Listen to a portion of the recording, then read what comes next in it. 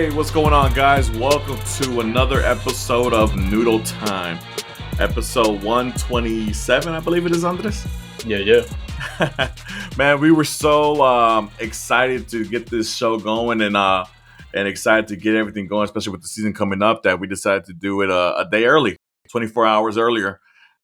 Just there's a She Believes cup that the young man next to me and the older guy next to him are going to be going to tomorrow.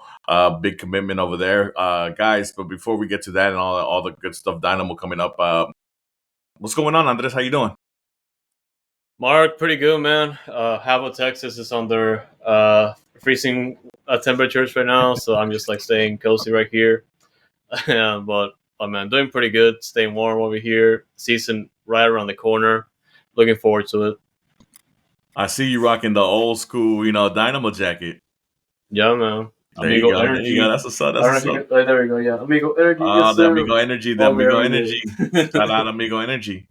OSG, what's going on, bud? What's up, man? As you mentioned, She Believes tomorrow, so I got the OSG mileage tracker about to kick back into gear, and I'm about to hit 50,000 on this car that I bought 3 years ago to start all this traveling. So another milestone for the first trip to Houston this year. So looking forward to it. But man, good to jump in with y'all this time and have some noodles with y'all. Looking forward to it. Good to see you, Mark. Andres, as always. For sure. So let me ask you a question real quick on that mileage thing. Are we trying to beat it this year, or are you trying to keep it a little bit low? No, it's hard to beat it. I think 10,000 is a milestone, but it's hard to beat it because I hardly miss. So I've already planned out this year, as a matter of fact, and I think I've got 25 total trips planned, 21 to Houston, 1 to Dallas. I count the one here to Austin. I've got one to plan to Nashville, as you know. So there are 24, 25 trips planned, and then we'll mix something else in there. You have Leagues Cup as well that I might try to go to, and maybe another away day or something. I'm adding Dash into there too, as well as kind of those trips. So the mileage tracker was just under 9,000 or just over 9,000 miles last year, and the same the year before. So, and that's counting 3,000 airline miles, so 9,000 driven and 3,000 flown last year going to DC with the surge. There you go, man. I hope you're getting a bunch of points for all these gas points and air mile points. Not sponsored. So, oh man, you ever see those mileage trackers? I put hashtag not sponsored. So I've tagged Honda. I've tagged Shell Energy, letting them know they need some gas money. We need to find something like a gasoline gift card or something. But no, that's awesome, and hopefully we can get you over the 10,000 this year with a deep run in the U.S. Open Cup and the deep run in the Leagues Cup as well. So, with that being said, guys, hey, welcome to like I said, episode 127 of Noodle Time. A lot of things have happened since last Thursday, since we last spoke, Andres. I know we talked about we graded the offseason for the Dynamo, but apparently they weren't done. We got a couple of acquisitions and a departure that we got to talk about. And obviously we had the Fan Fest this weekend. I don't know if any of you guys got an opportunity to enjoy that, but we'll talk about that as well. And, and obviously we'll preview the Texas Derby that's coming up this Saturday. And and our thoughts on that. But with that being said, we last spoke about the off season that the Dynamo were having, and we were having the grades, and then the day after our first show together, we hear about Micael, our young Brazilian center back, being sold to Palmeiras in Brazil. Copa Libertadores winner. I think they won the season championship 2 years ago, if I'm not mistaken. So a big, huge club in Brazil, and a big step for Micael. Reported a $5 million fee along with a 20% sell-on fee, and I think we owe 20% to Atlético Mineiro, which is the club that had him prior to us bringing him up here to Houston. OSG, since this is your first show with us, I'm gonna go straight to you, my guy. Micael, what are your thoughts on the sale first and foremost, and what do you think about the huge gap that's left in our back four with his departure? Hey, I'm with the sale. Business side of it, it's a plus. We grew the kid, in D2, brought him up. He had some mistakes, had earned his shoes, became somebody that we counted on and depended on, became a star pretty quick, made his name recognizable. So being bought for 500, being sold for 5 million, made sense. And it's what we're supposed to do. We're supposed to develop players so they can move on to something better. And he wanted to do it too. And it's a move that he wanted to take. Now, as far as us, of course, hey, damn, come on, man. No, not this close to the season, but I get it. You got to do it. It's going to hurt the defense to start off. Like you said, big gap. There's 3 names, or really there's technically 2 names right now, and a half a name you hopefully coming in later, but it's a big hole. In Bartlow, I trust right now is where I'm going to go with until I see game 1 and what Ben does. But Micael, man, going to miss him. Yeah, for sure. Obviously with MLS growing and obviously with the Dynamo being part of MLS, I think it's one of those things where obviously we want to bring in young talent to the league, develop them, and then obviously sell them to the bigger leagues around the world. And this is like one of the main objectives that I think the club has focused on. I mean, obviously we talked about the sale of Coco last week. We're talking about the sale of Micael, and obviously those 2 transactions being number 1 and number 2 all time as far as outgoing, just kind of shows the direction and the emphasis of developing players from smaller countries and bringing them up here and making money off of them. But with that being said, I do agree with you, OSG, as far as the timing of it, because it's so close to the season. Obviously, like we spoke last week, the offseason hasn't really gone the way we thought it was going to go. Andres, let me ask you this. Do you think do you think Olsen maybe thinks about doing a 3-man back, or do you think, like OSG said, and Bartlow we trust? It's going to be a 4-player back line, like easily, I don't think, but also is going to switch things out drastically. And just to emphasize the point that OSG made, the timing of everything this offseason has been very off. Mm-hmm. And losing Micael could just be really dangerous to start the year. And there's a lot of reasoning behind it. But yeah, they're definitely going to stick to 4 in the back. And like OSG said, and you just said, Bartlow's going to be the answer right now, mm-hmm. up until we'll get something later on. Yeah, because I remember last season where we were up against the start of the season, and I think it was Inter Miami who offered almost $1 million for Escobar, and they decided to not go that route, or I think the Dynamo asked for almost $1 million for Escobar, and Inter Miami kind of rejected it because it was too much for the player's value. But obviously because of the time and the timing of the ask of the player, that's why they asked for so much at that moment. But yeah, with that being said, obviously a lot of big names, obviously, for the team that we had last season that are no longer with us. And, obviously we're still we're trying to continue the trend of making sure that this club is successful and moving along, and obviously with each season progressing along and becoming better as a whole club in general. And obviously with all the money that we've gotten in, hopefully we're going to reinvest that money and bring in bigger and better players of quality. And I'm sure that Pat and Asher in the front office are out there scouting for obviously talent elsewhere where we can bring up for cheap and develop that talent and do what we did with Micael here. Obviously, Felipe Andrade was a player that we discussed last week. We still haven't heard anything as far as an official signing or if the players even made it to Houston or what's going on with that.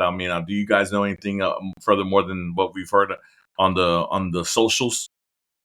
I did see a couple things, and the Felipe Andrade deal hasn't been announced yet, and it mostly just falls on Micael just getting the deal done through him.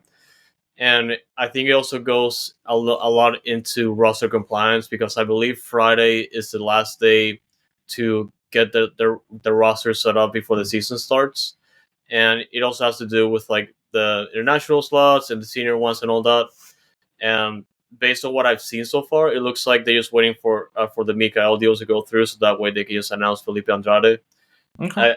And also because I've been like keeping an eye on the rumors going around, because it took him a little bit unusual to get here because of travel visas and all that, travel documents, and yeah, I think everything is all set. They're just waiting for the Micael deal to get signed with Palmeiras, so they can just get done with it.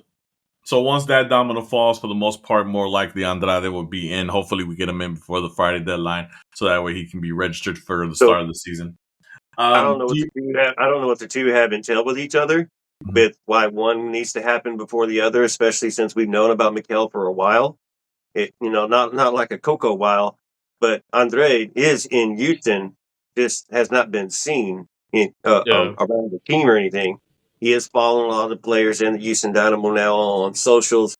But what the holdup is, maybe it could be something to do with Micael, and he's going to be announced here pretty soon, and within the following days of us recording this episode, hopefully. And obviously, you're going to have to. Tonight's Wednesday night, and you have 2 days. As long as it was across the dotted line or whatever, then it's submitted in 2 days. Then they don't have to report it till they're damn ready to. But I believe he's here, so it may be just the holdup, like y'all said, with just the Micael contract going through and the finalizing and all that good stuff, which has still not been announced yet. just crossing the T's and dotting the I's, like they said. Yeah, Mhm. most likely. All right. Well, so hopefully for next week when we get on again, I mean, we get to talk about another acquisition. But speaking of acquisitions, we lost one, but we gained two. It was announced by Mr. Tom Bogert a couple of days ago that the Dynamo have made two acquisitions, both former Orlando City players. One former USA Men's Youth National Team player, and Matt Halliday, who will help hopefully cover Dorsey in the right back area. Sorry, excuse me. I'm sorry, I had a little bit of a brain fart there. Or he might be prime for Dynados to gain minutes or whatever. Who knows what the deal with him is? And obviously the bigger name, Nico Lodeiro. For those who aren't familiar, who I wouldn't know why you wouldn't be familiar with this player, but Uruguayan international player, Copa America winner in 2015 Uruguay, former Ajax player, Nacional player, Seattle Sounder winner, a member of the team that won the CONCACAF Champions League, multiple time MLS Cup champion, USA Open Cup champion, basically champion overall with the Seattle Sounders. During his heyday, formidable DP10, over 50 goals and 80 assists for his career and his MLS career. So, obviously this guy comes with a lot of talent and a lot of experience. Andres, I'll ask you, a player like Nico landing in Houston, and for the amount that we got him for, basically a minimum wage salary, nothing too crazy. To have that player's capability with his experience and his knowledge of how to play the field and how to progress the offense. What do you think about this signing? Just very fascinating how it all started, because Houston just waited for Orlando to essentially just buy him out from his current deal, just so he can be a free agent, just so he can sign with Houston without having to deal with a transfer or anything like that. Okay. And yeah, just based off everything I've seen so far, it looks like another win for Pat and Asher, because he's gonna be making less than what he made in Orlando, and this is definitely just gonna be like a temporary move while they get the DP10 that they've been saying a lot.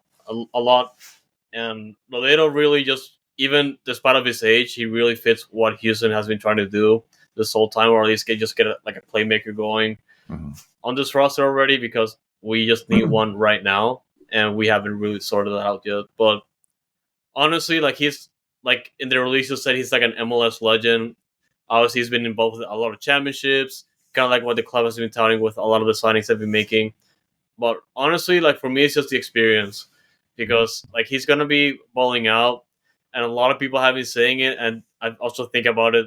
He gives me the Vicente Sanchez vibes of experience and just being able to move around. And really, every time he's been facing Houston, like before he came over, it was just a menace. and I was really afraid of him, but just thankful that he's in Houston now. Yeah, for sure. Officially, a Dynamo today announced today. He was at practice today. A lot of photos floating around the Dynamo social media and stuff like that. Obviously, like you said, you can't help but think of maybe Vicente Sanchez 2.0. The fact that they're both Uruguayan, both attacking midfielders. An older player who can help a team that obviously like we mentioned last week, Andres, a team who's gotten a lot younger quickly with the loss of veteran players like HH and Coco and Sebastian Ferreira. But obviously, a veteran player who knows how to win, who knows how to go after it, who's basically and we're just talking his MLS career, has gone through the grinders of being down and pulling out wins or pulling out ties or whatever he needs to do to gain points. And obviously in this league, OSG, grabbing points is what matters most. And when you have somebody who's been through basically it all, league-wise, it's good to have him on your side for once. It is good, and obviously Ben he's a type of player that Ben does enjoy and does want to bring in.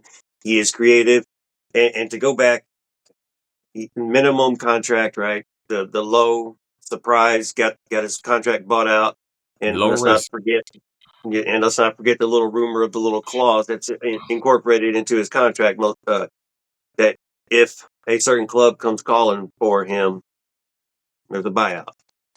He takes off, or there's not a buyout, or he just goes, or whatever. So he could be a stopgap. He could be a temporary replacement, like Andrea said. What he's going to do for us, he's going to create. He's going to, man, it's hard to say. So Yeah. everybody's already asking, is he going to come in and start? No, he's not going to come in and start immediately. No, he's going to come in. He's going to work himself off the bench, and then when he is fitness, we'll see if he's going to start. But the only issue we have is, because we know Ben and we know how stubborn Ben is. He does not defend. He does not play defense. So he immediately reminds me, just to reference Dynamo, is a Darwin Quintero, who is going to be in the same space as your friggin' striker and occupying that same space, and then it interferes with each other. So I'm hoping he works it out and he's going to be playing that, but I believe he's just going to be a roll stopgap player who comes in late in the games when we need some offense, get some roll starts. He did start 16 games last year for Orlando and played in every single game, so he can be what we need to be. We'll have to make adjustments if he is starting with the team.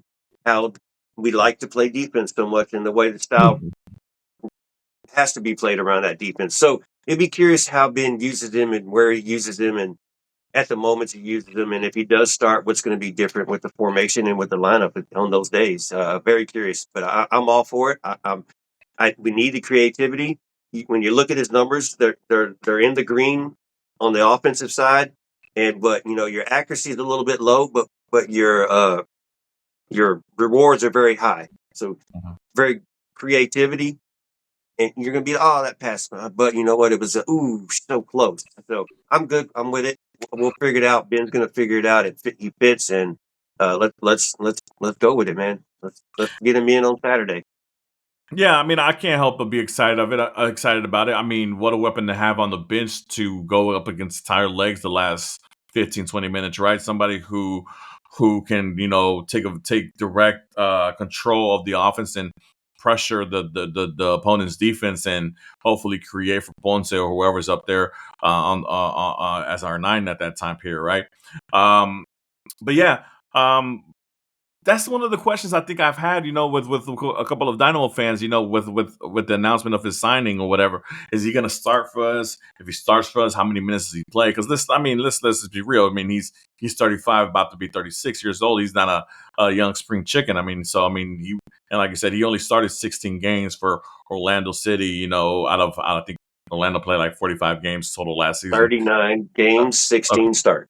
Yeah, so and he still put up great numbers. Only one goal, but 11 assists, double-digit assists. So he knows how to create for the players around him. It'll be interesting. Like I said, I don't think he starts this weekend. Obviously, I think he just started practicing today.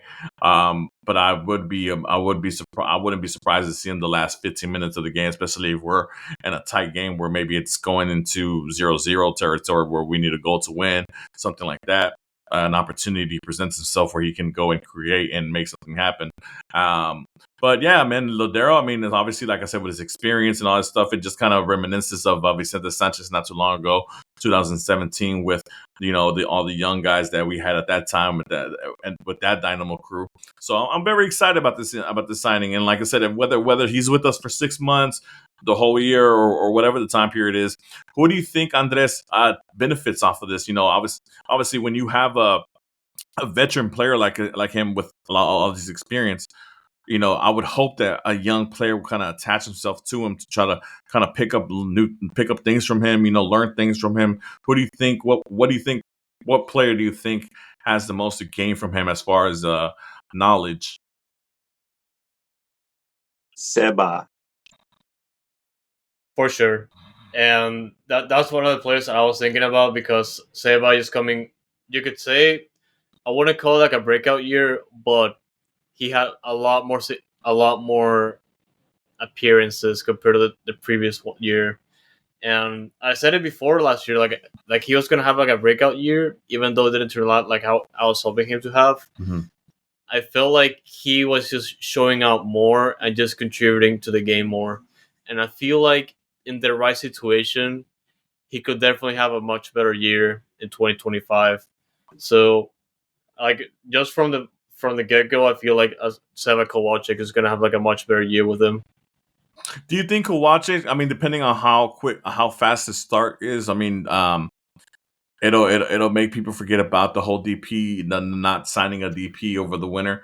Especially like if he's out here, creating and scoring goals, and the Dynamo get off to a fast start in the league. I mean, because obviously, look, the whole point of the DP10, this mysterious player that's going to replace Ache as our face of a franchise, and who's supposed to bring the quality up for the whole team and create and all this whatever that a DP is supposed to bring to a team. Obviously, it wasn't achieved. Let's be honest with each other. It wasn't achieved. There's a lot of promises where we're like, man, as a fan base, we can't help but to be a little bit disappointed with the fact that we're just going into the season with Ponce as our only designated player. But if Kowalczyk can have a fast start, like I said, I'm not even sure what the lineup's going to be for Ben Olsen as far as that. Do you think Sebas is starting? Do you think he's on the bench? I mean, is he starting on the wing? Is he starting in the midfield? Is Bassi in the midfield, or is Bassi on the wing? I mean, what do you know that I don't? OSG. I'll tell you the lineup real quick, and then Andres can answer your question that you asked with initially, and it's Seba is his nickname that he likes to go by. But you're going to have Ponce at top. You're going to have Leo on the left. You're going to have Seba playing the cam to start off the season. Bassi playing to his right. If we go by what we've seen in previous games, when both of them were on the field, Seba is into the middle playing a little left, and Bassi's to the right playing a little central. Obviously, Dorsey's overlapping to the right. You're going to have Sarah start on the left. You're going to have Bartlow start with the center, with Eric in the middle, Tarbo in the back, and you'll have Arthur and McGlynn start as the 8 and the 6. Yeah. Which, by predictability, because Ben is pretty predictable, that's all expecting. There shouldn't be anybody else different. Everybody's calling for Aliyu not to start, but we know Aliyu's going to start, and Aliyu's going to get his chance again. It's game one, so we got to take it easy. But Seba will be that cam playing inside. Ben may switch it up, but most likely Seba's your middle, your cam right there, Bassi just to the right. So again, to the question I had to ask, and I'll ask it to you, LSG, if Sebas has a fast start to the season and he's scoring goals and assisting and being a very creative player, what do you think? How does that affect the DP signing in the summer, or and things of that nature if everything's flowing properly? Two things I've been saying since we've been asking for the DP10 is Seba's here. Seba's right there. And then two, it's going to be the summer before we see this DP10. And, I'm no super source or anything like that, but I just had that feeling, been just the way I listen to the way they speak and just the way they've been talking. It just was that feeling. I bet they've been trying to find that DP10 now, but it has not been working, and it has to be for the right price. It's going to be the summer. Can Seba have a good enough start to make us forget about a DP10? No, I don't. Man, that's tough because you can go out and have a hot start. You're getting consistent starts, and we talked about last year if he wasn't consistently starting because of who was in front of him. Bossy's in front of him, and the Coco was in front of him. And if Ache was hurt, but you can't push him back that far, so He's the man he's now. going to have more opportunity to play now. Yeah, and get so he could, and yes, I'll forget real quick about a DP10, and I can focus on something else for a DP, and who knows what that is. Let's see how as the season starts to flow, we can redirect our need if need be. But we brought Sebai in to replace Coco, and here we are. So before Coco even left, so I believe in Sebai. I think he can start it off quick. He's attack oriented. He plays the game. He defends. He goes more direct than Bossy does. Bossy's more creative. Sebai's not afraid to shoot. I don't think not going to make the fan base forget anyways, because they're calling for Pat's head, as you've probably seen in some of the discussion in the Discord, which is yeah. I'll ask blows my mind, but yeah. Yeah, I'll ask you to counter on this. What if the Sebas experiment doesn't work and it's not, the chemistry isn't there between Bossy and Aliyu and Ponce up front?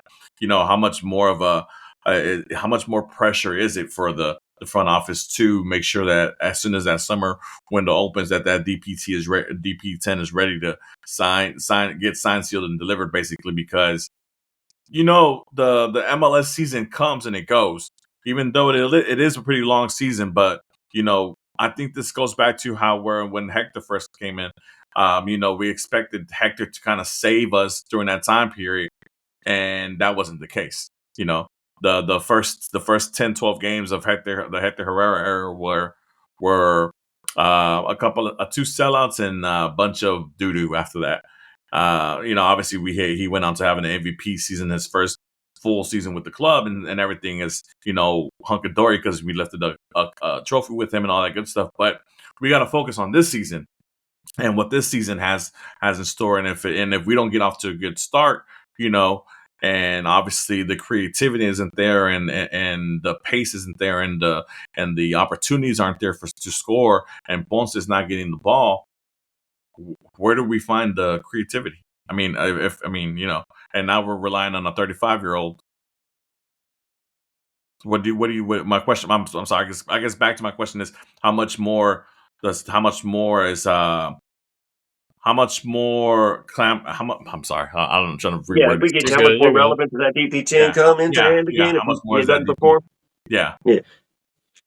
I just think like whenever fans have been just asking for the DP ever since losing HH, they just want like a reference to just put like a face on the team. We already mentioned that, and for me, like I said previously, the timing of everything has been way off, and we all know that the market is not like full manager. Like you can just like stop time and like just make the moves that you really want. Because at the end of the day, like it's just like an insane market of clubs just looking for specific players, and there's just a good chance like he's always looking for a specific player, and it was just taken off the market, or the price wasn't just right. Yeah. So it definitely sucked for fans like us that we weren't really able to like fill that need before the season starts, and we just have to wait like a little bit more. And I feel just like a good chunk of people are just looking for that name, that big name, to just like fill that need of having like a second Hector Herrera that's gonna come in and may just take time to develop over time like he did. And for me, it's just extremely important to use that resource to just bring in that game changer, because like the name doesn't have to be as recognizable, but the like quality has to be ever since and like really ever since day one of like Asher and Pat just starting their working relationship, like they've been for the most part knocking it out of the park, and I just trust them to like what they are going to find. And I have to be honest, like I'm slightly disappointed that they haven't been able to fill that need, but I trust what they can get, and it took them just up until the summer to get Hector Herrera, and we'll see what they can find. But I trust them still. It's funny you speak about timing and how it's not like Football Manager and all that great stuff. And why I totally agree with what you're saying. Um, I can't help but last night I was watching the CONCACAF Champions League and all that stuff, whatever. And I had signed into the MLS season pass through my T-Mobile account and whatever and all that stuff. Yeah. And I was trying to look at the new content that was on there, right? And I was watching this. I guess they have this breakaway series that they have on MLS Season Pass, guys. If you haven't checked it out, there's an episode with Hector Herrera on there. I think it's about 5 or 6 minutes long, and I've never seen this prior to last night, right? And I watched it, and man, I couldn't help but to feel like, man, this guy was. I think he was really ready to make the Dynamo like his last stop, if possible, of his career, to where he was like he was going to embed himself into the community. He was going to be that guy for us, that face of the franchise. Obviously he was really recognizable because obviously if he comes from the Mexican national team. He's played with big clubs like Atletico and Porto, and obviously a club like Pachuca and stuff like that prior. And then obviously the decision to just let him go the way they let him go. With the quickness, to be honest, where we were kind of caught off guard. We had the whole spitting scandal and all that stuff. And then, after that, it was like I remember he sent out a message through his socials that, he's motivated for next season and, ready to get going for next season. And, and obviously the apologizing of the spitting incident, whatever this and that. And then like a day after or 2 days after, Dynamo announced that they let go of Hector Herrera, which to me personally, it came as a shock. And then I'm thinking to myself, well, if they were that quick to make that decision, then they already have something in the pipelines ready to go, And obviously now fast forwarding up to now, obviously Hector's in Toluca, Coco's in Pumas. Obviously we've mentioned the loss of Micael, Ferreira being bought out. And it's like, was that the right move at that time? Like did they act swiftly because of financial situations as far as like his wages and his availability, or did they react towards because of what he did on the pitch, or what was it? To be honest, in my opinion, right? Like obviously as a supporter and a fan, I appreciated what he brought to the club. He brought that stability. He was like that big brother to everybody, where especially to people like Bossy and to Dorsey and just to the whole team. He was a real captain. Obviously, like I said, the season prior to the last season where he was an MVP finalist, and we lifted the U.S. Open Cup. We went to the Western Conference Finals and all that good stuff. I mean, that was great. Unfortunately, last season he started off with an injury, and injuries kind of hit him along or whatever. I just don't know what was the why with the quickness did they make that decision. I want to know, like, did they talk to him? Did they ask him about a restructuring his contract? Like, hey, you'll still be a DP, but can we lower the salary a little bit, extend your years? I mean, me as a fan, last season, I see us with a top 3 midfield.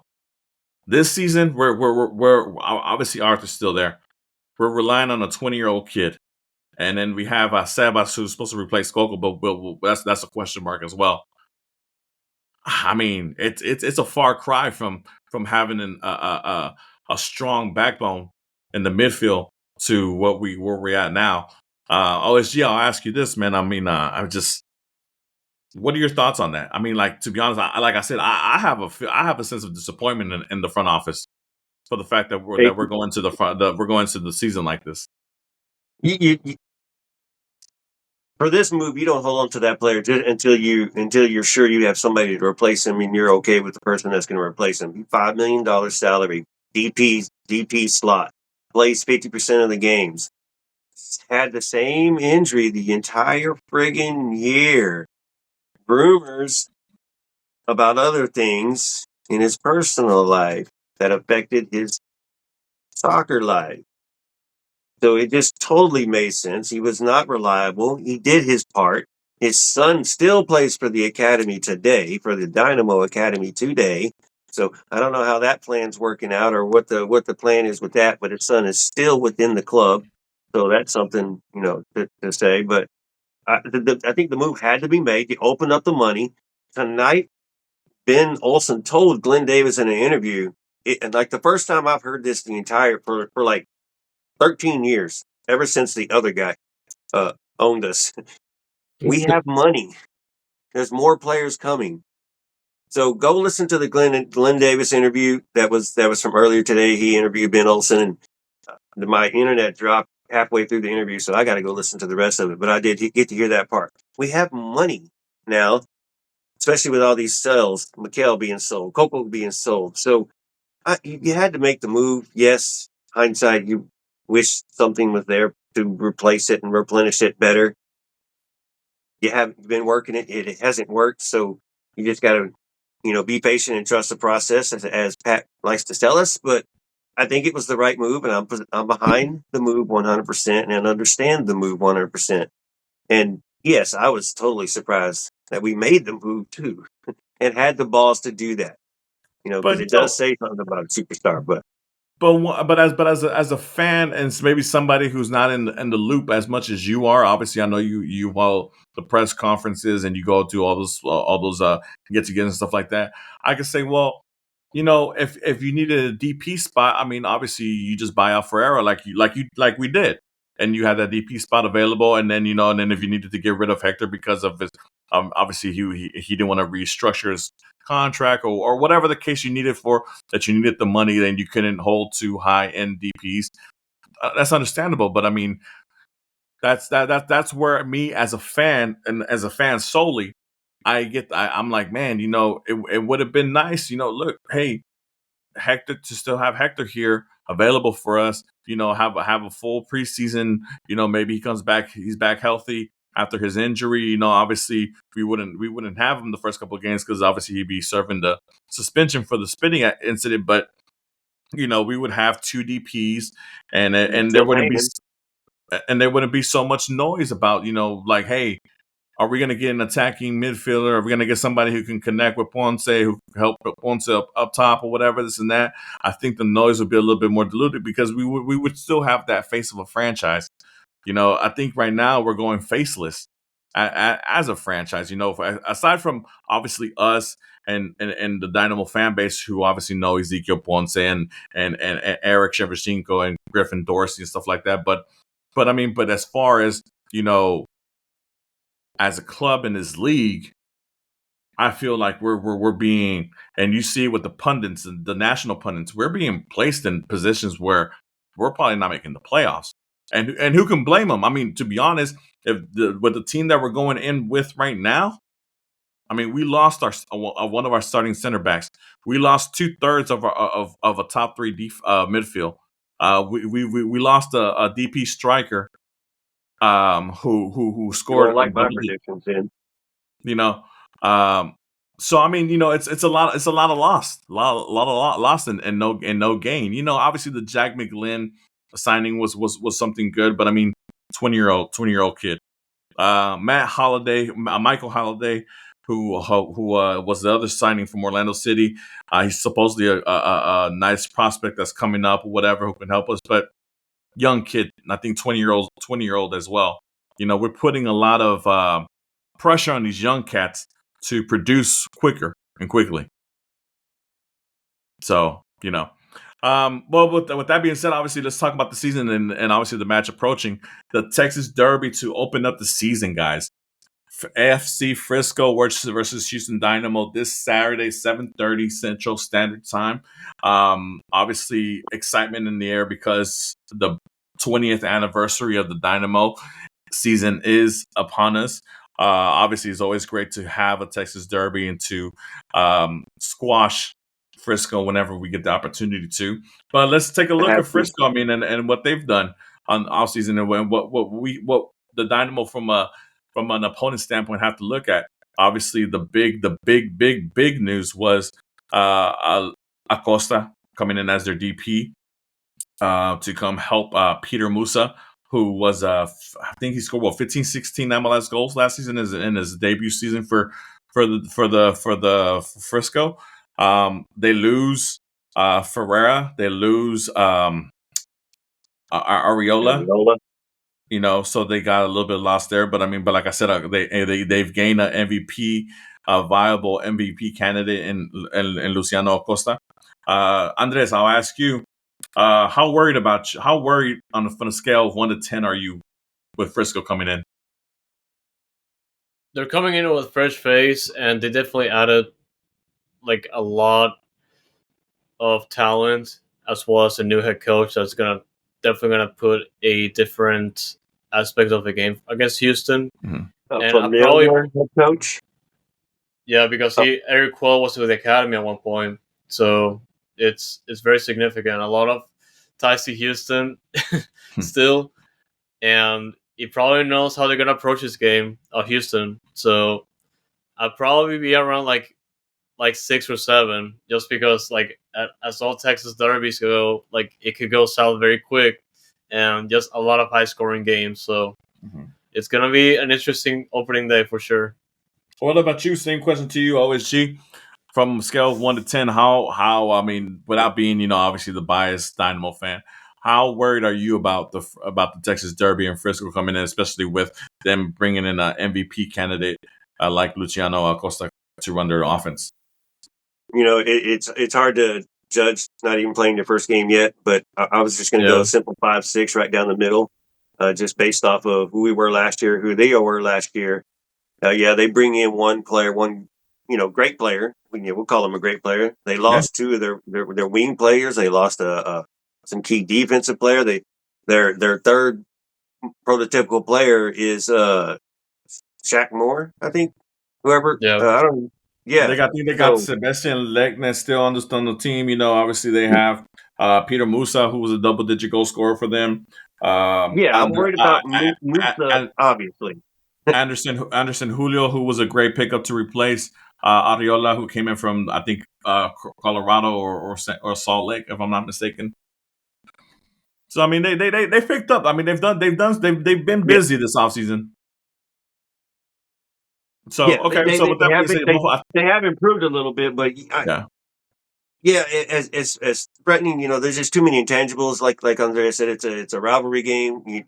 Granted, you are going to be at home, but it's opening day also as well, so you don't know what's going to happen with either team, what they're going to throw out, how they're going to play. Neither one of them have played a real moment of soccer for 4 months. They played preseason, but Ben hasn't showed his cards in these preseason games, so the boys have just been scrimmaging with each other, and so it's hard to judge. Man, I'm just thinking that we lose, man, it's just going to be heartbreaking. But it all depends on how the loss comes. I'm going into this game confident, though. As far as the following week, that one's going to be a different story. It's that's the big thing about this. Not only is it a rivalry game, it's a derby, but obviously we know who comes after Frisco.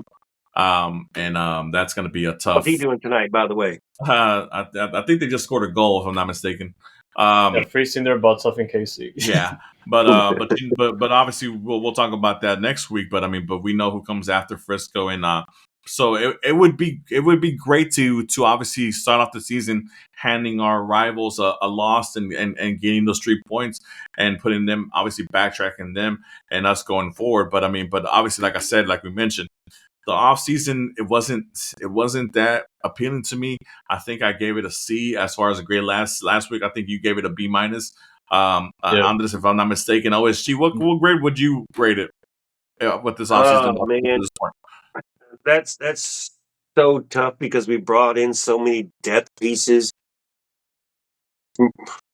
So the fact that we brought in so many depth pieces, that means we are asking bench players to step up and be starters. When I hear that, no, not starters. So one McGlynn, I have more confidence in him than you do. You call him a 20-year-old. I call him a U.S. national youth stud who has done a hell of a lot for Philadelphia Union and has so many MLS minutes and starts already, and just didn't fit in their system and does fit in this system here. And not to make us forget Ache, but I think that he's going to help us because he's playing that exact position they're gonna help us forget that Achiate was playing there just last year, or wasn't playing there just last year, depending on which game it was. I believe in McGlynn that much, and I think Ben believes in him that much, and he's already had some highlights in the preseason, instantly joining the team and having a highlight as well. Seba, as Andreas said earlier, and how high he is on Seba, I'm that high on Seba as well, playing that cam. Is he Coco? He's never going to replace our coconut, but he drives towards the box, kind of like Coco does, but Coco is a little more creative. So what's the grade? It's different, man. So yeah, I think stalling.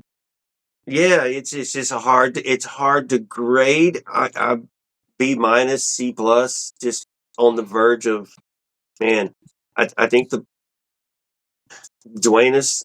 All right, so let's just make it a C. Let's just make it a C, straight up C, just because I'm gonna go with you where you said with the youth comes into play. They don't have all the experience, but they do have some experience, and we are going to rely on them. We're going to rely on Reigns as well. So C, but they're going to play that grade up for me. And this by no means am I trying to disrespect McGlynn at all. I mean, look, I mean, obviously we're seeing teenagers around the world dominate the world of soccer, or the world of football, So if we happen to have that and Jack McGlynn, where he can dominate the way others have at his age, fantastic, right? It's one of those things that need to be seen first before I can actually just go out there and just spill it out, right? So with that being said, hopefully if we get that type of player, then yeah, obviously, that's a plus on that's an ace in our pocket. But yeah, with that being said, I mean, I just, as far as like my concern for the home opener, I think I got to go a little bit higher as far as like, I know both of y'all went as 6 as far as concernability. I think I got to go with 7, just because I feel that FC Frisco has a lot more firepower, especially with the addition of Costa. I mean, yeah, people see it as it's an addition of one player, but what a player, and a great addition of somebody who's been averaging 15 plus goals, 15 plus assists for the last 3-4 years, if I'm not mistaken. So when you add that kind of firepower, and especially when you add it to a striker who last season didn't get as much help as he thought he would have with Ferreira and Areola and Musa, where Musa, I think, scored 16 MLS goals, if I'm not mistaken. It obviously helps him. Makes it easier for him to be available to score more. Man, I'm on the edge here as far as, I'm kind of hoping for that scenario where it's 0-0 and then, Lodeiro comes in the last couple of minutes and helps, create something magical, and, we escape the home opener with a 1-0 win. But, I don't see it, man. I mean, I don't know. And like I said, I mean, obviously they've been scrimmaging, they've been practicing and all that good stuff, and it looks good on the social medias and all that good stuff. I think they lost the last scrimmage 3-1 or something like that, but Ponce scored. I think Ponce has been on a constant scoring, so that's a great thing to see, obviously, because we're hoping for Ponce to score a lot of goals. We need him to score a lot of goals this season, as our DP number 9. I guess I'll go around the room and I'll go with you first. So OSG, score. 2-1. They scored first. We tied at halftime, winning goal in the second half, 2-1. And it's going to be in the 60-something minutes of the last 20, 25 minutes of the game. I'm going to have a heart attack, and it's just going to be stressful. And Ponce will score. Will it be the first goal to tie it up, or will it be the game-winning goal? I hope, just for the storyline, it's the game-winning goal that Ponce gets. Where the first goal comes, I think it's going to be off something different this year, a set piece play that might not be scored directly off the set piece, but isn't cleared out well by the defense, and Houston is able to put one in and score. So it could be a number of anybody who gets it, but Musa scores early. We come back, and 2-1. Andres? I'm going to go 3-2 Dynamo. 3-2 Dynamo? Yeah. Wow. I'm just going to score first. And then, for the detriment of everybody, Ali is going to score the second goal. Ooh, Ali Army. Yes, sir. And Jack McGlynn's going to score the third goal. Who? I'm sorry. Who's going to score the third goal? Jack McLean. McLean. Yeah. Okay. Nice. Yeah. Jack. 3-2. That's gonna give me more of a heart attack. Jesus. Either one of your outcomes would be obviously welcome because at the end of the day we get 3 points and obviously we get to see goals scored, and stuff like that. But I'm gonna take the fact that it is the first game of the season. Legs are gonna be rusty. The fitness level isn't gonna be there. And like I said, I'm gonna hope for a 1-0 outcome for the Dynamo. As far as winning the game, goes, I hope they come out on top. I think it's gonna be one of those sloppy kind of defensive games because, like I said, not everybody's up to their fitness peak yet. It is the first game of the season, so I'm gonna go 1-0 Dynamo. Who do I think scores the winning goal? Who do I think? You know what? We've talked about him. Let's go Sebas. Yeah. That way we can start. We can start. And you know what? It'll be a goal outside the box. So Nice. So let's go with that, guys. I mean, obviously, we're the 20th season is upon us. Well, I mean, what else to be excited about? Obviously, this Saturday, it all starts for the men in orange and for us and all that good stuff. Before we head out, I want to shine a little light at what you guys are doing tomorrow in the SheBelieves Cup, OSG. I want to ask you. I mean, obviously, we got the the USA Women's National Team in there. I think who else is it? Mexico is in there as well. No, you have Japan and Australia, and then Colombia, USA. There you go. I'm sorry. Yeah. What do we have to look forward to there, guys? Just a little preview to that. All right. So, as some of you listeners may have heard, we just released the Dash Dispatch just a couple days ago, and dedicated to the Dash. And Jane Campbell and Yasmin Ryers are both players that are in the camp and will be playing in this game on Thursday. Expecting Jane Campbell will start, and she's competing with the other keeper to be the national team keeper since Melissa Nauer has now retired. And so the job is Jane's to win. She will get that start on Thursday. It's not official yet, but man, if she doesn't get it, I'm gonna throw rocks. But Jane Campbell, Yasmin Ryan, who's recently added to the Dash and recently did a contract extension, plays right wing, plays left wing, plays all over the place. Just an attacking, up and coming piece. She'll be involved in the game. Man, it's going to be fun to get to enjoy. We have the Australia versus Japan at 4:00. Nice. Typically, we might get to see Yuki Nagasato, but she has not reported to camp, and I think she doesn't play for Japan anyways, but she would have been there and all over the place. And then, of course, Colombia, USA, expecting, I don't know how good Colombia is, so I'm expecting a kind of a 4-0, 5-0 game there, but just going to watch the women's national team, both those games, Jane Campbell and Yasmin Ryan, looking forward to it, but it's going to be fun and it's going to be cold. And Andres, we're not going to hug, so I'm not sharing my blanket, brother. Andres, yeah, man. Don't ask to it. Honestly, if you can make it to those games, go for it. One ticket gets you access to both games. Mm-hmm. So extremely entertaining soccer. You're also watching two of the best women's teams in the world, Japan and of course the US. Mm-hmm. So I highly encourage you to check it out. Either. Yeah, they're no joke. So it's just really entertaining soccer, and just highly recommend going to those games so you can make it on Thursday night. Awesome. And there's also a bundle package if I know this is a little late and probably most of the listeners aren't going to have it by now, but you can get the USA game tomorrow and the opening day for Dash in a bundle together. So you hear this in time, get that bundle. We love specials on this show, so anytime you can let our audience know about any kind of specials and stuff like that, it's always warranted and appreciated. Guys, I mean, appreciate that. Obviously, we always want to give a little bit of shine to the women's side of things as far as soccer and football goes, whether it be the Dash or the national teams that come to Houston and play at Shell. But with that being said, guys, if anything else, hey, week 2. I mean, episode 127. I mean, I'm excited. I'm happy. I can't wait till next week when we hopefully are discussing a Dynamo win. And we'll see what happens, guys. And then, obviously, who comes lurking week 2. So we'll see what happens. Guys. But with that being said, I mean,